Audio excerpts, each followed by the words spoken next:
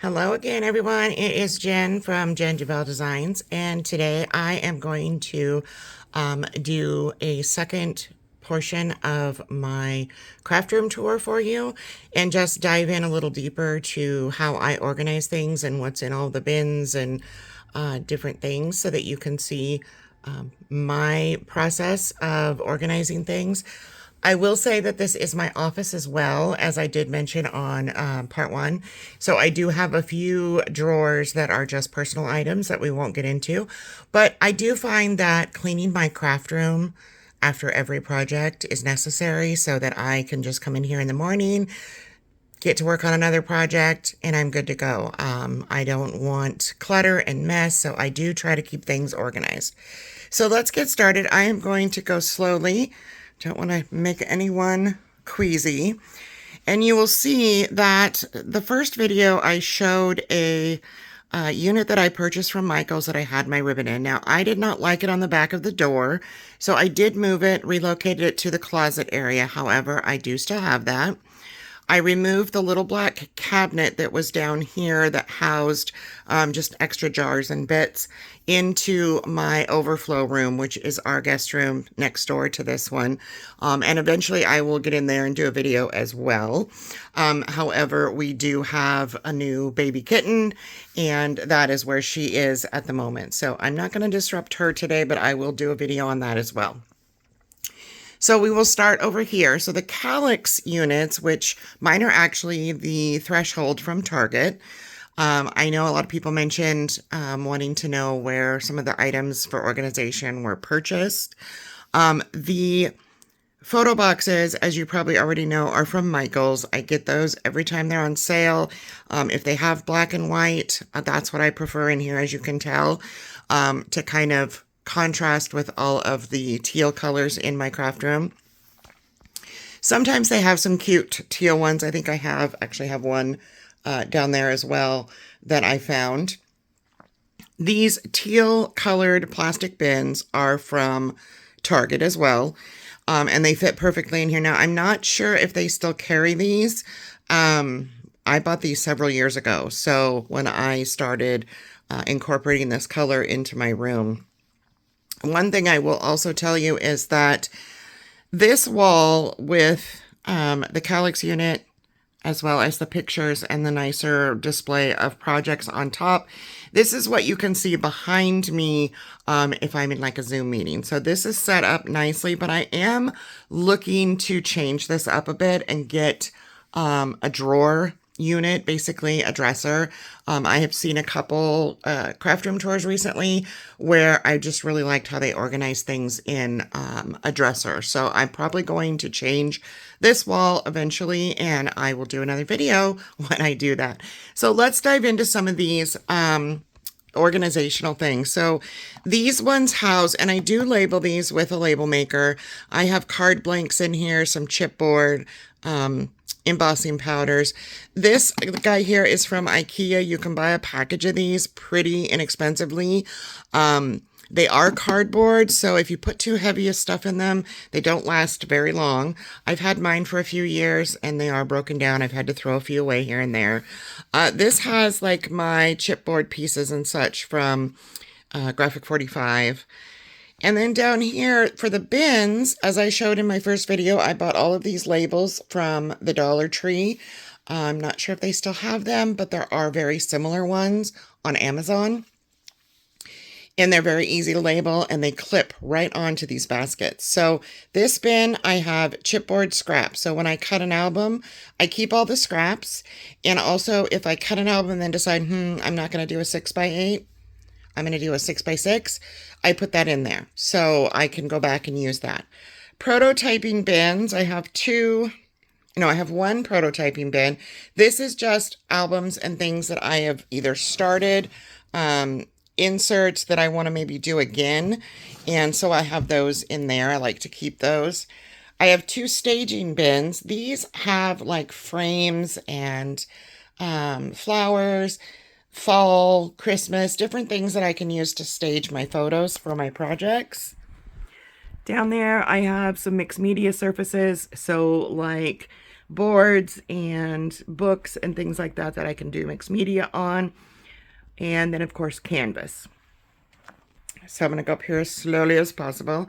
These little bins hold a lot of stuff that's just random. This one anyways. This is like mostly new things that I've recently purchased that I need to file away, like these cute little light strips that I found on sale at my local Tractor Supply store, believe it or not. And a few other little things in there. These are also from Dollar Tree. And I don't think they have this color anymore, but I did see some in other colors the last time I was in there. This has a lot of different little notepads and such that are for either art journaling or my planner. This one is empty, which is nice because I can fill it up, right? And then this one has these. These are also from the Dollar Tree, and they are magnetic. And this one has like metal pins. Excuse me, one of them has like brads and such in it. This, I believe, is just a junk drawer. These are also from IKEA. They come in a pack of 2. This one is probably washi. Yeah. Nope, that's my junk bin. So that has like my Scentsy pods. Then this one must be the washi. If Jen could open it without, you know. No, this is cards I've made. Geez, I don't even know what's in my own bins, guys. I think I switched them up and I forgot. So these dividers are also from IKEA. And I will tell you, if you have the units either from Target like I do, these cube units, these are a little bit big because the Kallax units, the square is a little smaller. So they don't fit perfectly and I had to slide a piece of foam in next to mine. Over here, I have some markers, inks, some Tim Holtz stuff, which you saw that in my first video. Yes, I have a lot of Tim Holtz stuff. Up here, bling. This is like the Say It in crystals. I have some dies that don't fit in my die, either on my die board or in my die storage tower over by my stand-up desk. These are ones that are like seasonal. I don't use often. Washi. There's the washi. It's in there.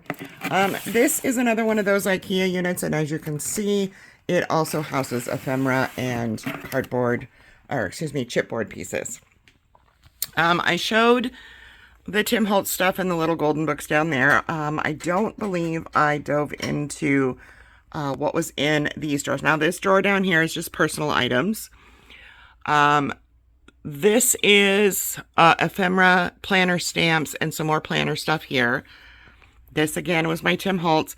This is molds, mostly. If I didn't show this, we'll just show it again. And these are just units. These are the old Michaels units. So these are probably no longer available, but I think they do have something similar. In here, I have all of my shaker bits, glitter, you know, the different buttons galore and more pieces. I have some dewdrops in here. This is all stuff that I use for shakers. So we will close that one up. Pretty sure I went over what was in there. That one as well. These are just paper. We have paper here, coloring stuff for my adult coloring books. All of my jars you saw, and of course we'll go around. The beading, all of the paper, and my cart here with all of my artisan from CCC, all of the scraps and my colors. So these are all my better paper scraps so that I can go back and if I need them, then I don't have to cut into a big, huge piece, which we all know we don't like to waste paper. Mixed media cart got turned the other way since the last video. And then we will go, I don't have the greatest lighting over here, guys, so we'll go into the closet as promised. And I will show you. And this room is extremely small, so I'm going to back up and show you. This is as far as I can open my closet. So my husband is extremely handy, and he is actually going, as much as I hate to do it because these doors are part of the original house, and they are antique. We're going to take them off and we're going to redo the storage system in here completely with shelves that go horizontally so I can utilize this better and not have the doors in my way. So we're going to go in here even though it's kind of dark and I can show you as well as I can. So I have bins that go all the way down, and those are all my stamps. Tim Holtz stamps are next, and then my distress crayons. Up on the top here, I have 8.5 by 11 colored cardstock, and then specialty cardstock over there. That cube over there has all of my charms, dangles, beads, different tassels, things that go on the sides of my albums when I'm making them. Up higher, we have more 12 by 12 paper. The pink and green boxes house my chipboard. And these units are the smaller 10-inch cubes. And I cannot tell you where I bought these, possibly Walmart. But they have them everywhere. They make them, a company called Closet Made has them at different hardware stores. You can pretty much get them anywhere. These bins are from Walmart, and they are very inexpensive, and they fit perfectly in these 10-inch cubes. This one I have labeled ephemera. If they're not labeled, there's nothing in them, so we won't go through those. But this one is ephemera. So I have leftover ephemera and stuff from collections that I've made an album with. I like to keep them in here, and then I can go back and either find them to use if I get that collection again, or I house ephemera in here as well for like junk journaling. Over here, another empty. Over in that corner there, you see I have a new heat tool. It's a backup. And then I have my We Are Memory Keeper cinch and some Biggs dies. Some of the Eileen Hole Biggs dies are down there. This is Mixed Media tools. Down there I have all of my gel press tools. This bin is a junk bin, so it has stuff that needs to be put away. That one has Biggs dies in it. This one has stencils, and the rest of them are just empty, or they don't have anything of craft related in them. I also have a backup Big Shot that stays in here. There is a little bin over here of glue guns, heat tools, that type of thing. Back there in the corner, it's messy, I'm sorry, but that is all stuff that's already made, so cards and such. If I need a card, I can get back there and grab that. And I also have some bins at the top. That is the 3 clear bins you see there. That is all, those 3 bins are also from IKEA, and they house all of my journaling cards, tags, and such from Graphic 45. So I'm going to back out here just a little bit. Like I said, this closet is not the easiest. We're going to close this door, and I'm going to try to show you. This is where I put the unit from Michaels that was on the back of the front, the actual entry door. And I still have my ribbon in here. It's kind of messy. But on the top, I was able to put this, all of my cinch wires in here, which I have, as you can see, a ton. And so this is something that I will have to figure out where to house once we take these closet doors off. And like I said, I will definitely do an updated tour once I get the dresser and if we do the closet overhaul. So I'm going to walk over towards my desk here, and we're going to go. Someone asked me what I kept in these small bins, so I'm walking kind of slowly. Again, this houses all of my artisan papers from CCC, as well as chipboard and some other heavyweight papers that I purchase for other projects. Down there, I'm pretty sure I mentioned it before, but that is all 6x6 paper pads and a couple drawers of personal stuff. Flowers. We went over everything in there. This is what I mean by tidy. I like my desk clean. So this little unit here is from IKEA, and you can see I have tools in here. This little basket has my clips, my lotion if I need it. It also houses all of my Post-it notes. This is a groovy tool. Hopefully you watched my recent video on the One Stop Apothecary Shop. That is my glue holder from there and my tape dispenser. And we will go over here because this is what was requested as well. So these Sterilite bins, they're either Sterilite or Rubbermaid. These house a lot. And yes, they aren't the prettiest. I might do something to change that in the future. I don't have a lot of light over here, but I will show you. So these top drawers here all are like tapes and magnets. If they don't, it's the extras, foam strips. This is my flour sack towels that I have cut up, ready to go. I have magnets in here, different tape runners. These are go-to scissors mostly. These are the ones that cut like a stamp shape. Pretty much the only ones out of the 100 pairs of those that I use. We have some more refills for tape runners. Down here I have flower shaping tools. This one has extra scissors. This one has all of the different tips and such for my art glitter glue. I have some rulers, measuring tape, brayers for my jelly press. There's some beading stuff in there, also beading tools. Down here I have pins that are ones I go to for my planner. And then this whole row here is just my pins. And the bottom one has black pins in it. So these are all like, you know, colorized, different highlighters and such that I can go to if needed. So this wall, I'm going to back up slowly. As you can see, and as I showed in my first video, is blank. Yes, I know. Tiffany from Let's Get Scrappy keeps telling me, Jen, wasted space. I know. So I have 2 more of the IKEA lac shelves, and I'm toying with either putting those there or putting them up there to put my albums on.